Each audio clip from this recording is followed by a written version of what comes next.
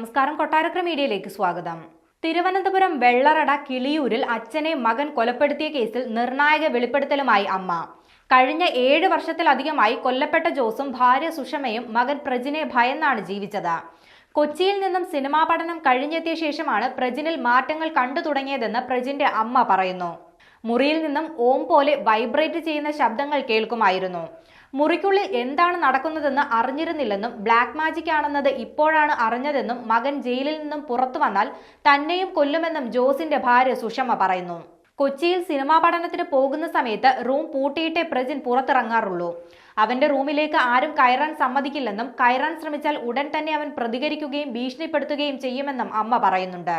മകൻ പുറത്തിറങ്ങിയാൽ തനിക്ക് ഭയമാണെന്നും അടുത്തത് തന്നെയോ മകളെയോ ആയിരിക്കും കൊലപ്പെടുത്തുകയെന്നും പ്രജിന്റെ അമ്മ പറയുന്നു.